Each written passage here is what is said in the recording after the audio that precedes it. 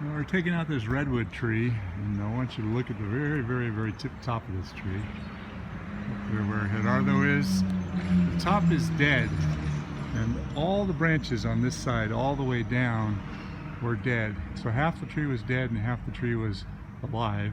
In all honesty, I guess there was more life than dead. But there's a trunk canker disease that's attacking redwood trees. And it'll be really interesting to look at the top up there where all that dead is, and I want to do a little bit of a dissection and see what's going on. Now, I speak a lot about this redwood disease problem that we're having, and I'm showing you a lot of videos with redwood trees that are in different stages of dieback. This particular tree has lost at least a third to half of its foliage, and you can see the top is brown. And that wasn't even the primary reason they got rid of the tree. Oh, nice, I like that. So there's, interestingly, there is no real clear-cut information that I can find stating exactly what this disease is. So I've been going online and I've been looking at all kinds of possibilities. These are 4 of the possibilities. If I had to come up with the best possibility, I would probably have to say the Botryopsferia canker disease is high on the list, but it's also possible that it could be associated with the Phytophthora disease. I need help. I really do need help. I've been going through the books and looking at everything, so I'm showing lots and lots of pictures in this video. So if you're a tree professional, especially if you are more in the academia side of things, studying trees, give me some help. Tell me what you've concluded.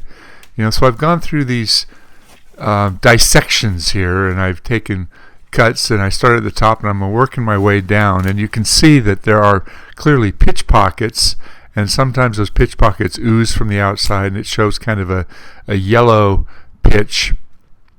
And then there's often areas where you can see it from the cracking in the bark. You'll see areas where the bark is swelling and there's a bit of cracking, depending upon how far gone the tree is. Now, this tree is in the early stages of this problem, but you can still see clearly discoloration in all the wood. Each of these sections of wood shows that it's going up through the columns, but it also appears that new wood, new tissue seems to be encapsulating some of these decay pockets. So I don't know if these trees are able to overcome some of these problems, if they're able to carry on and survive. I don't see it as a good hope. I see it as more of an ongoing problem that we're going to be experiencing with this tree. And because it's such a popular tree, there are so many, I'm going to say millions and millions of redwood trees planted within complexes in people's yards.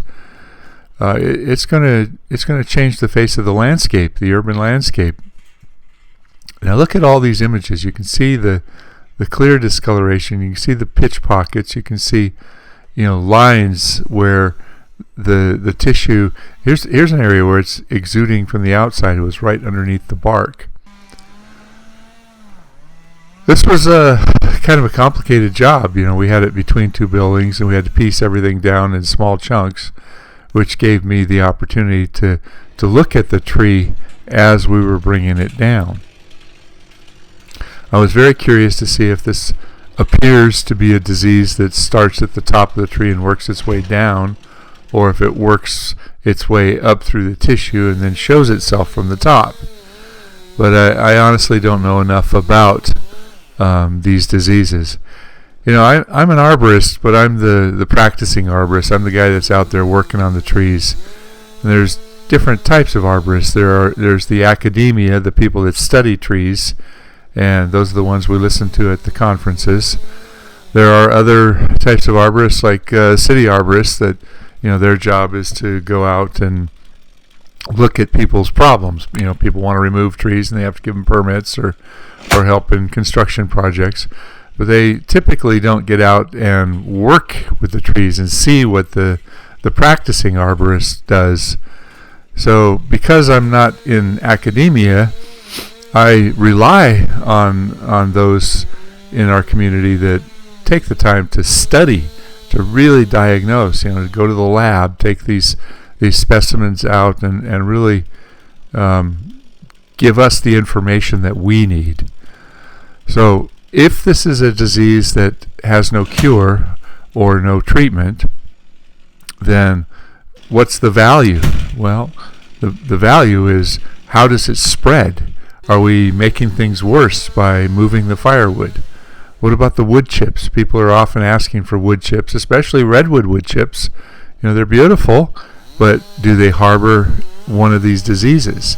So coming to an understanding of exactly what we're dealing with is so important. So I'm appealing to the real studious ones, the ones out there that are speaking to all of us.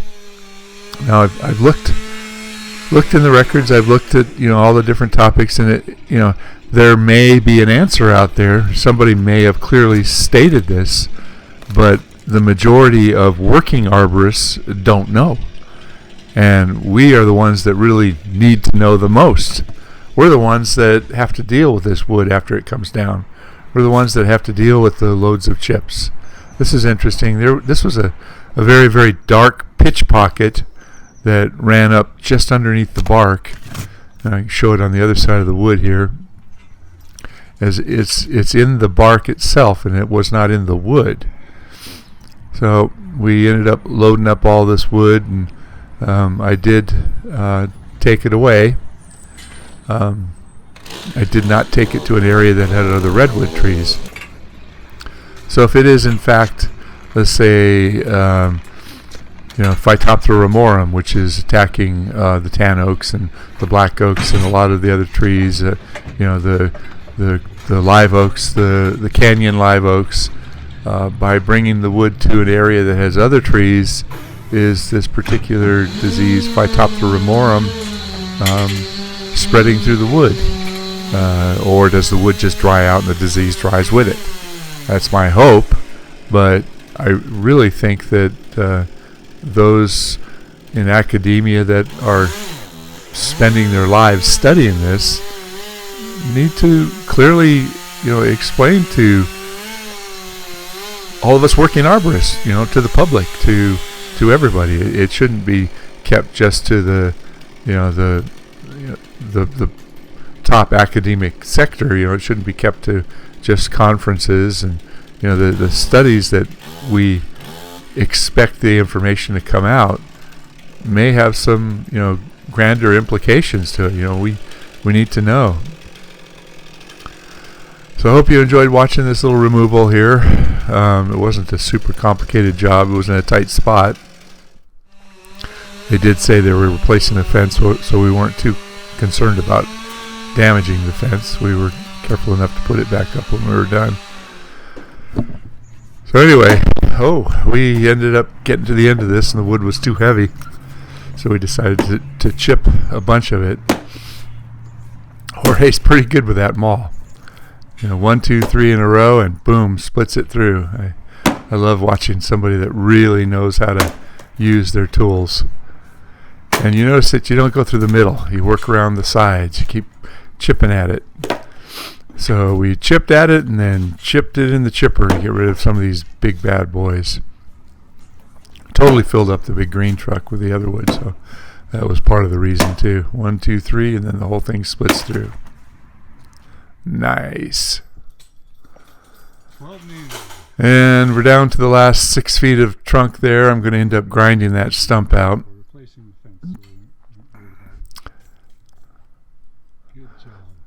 Another job without any problems, except for the disease. Are those layers of the disease that have been encapsulated by new growth? I need to know. Please help me. Help us all.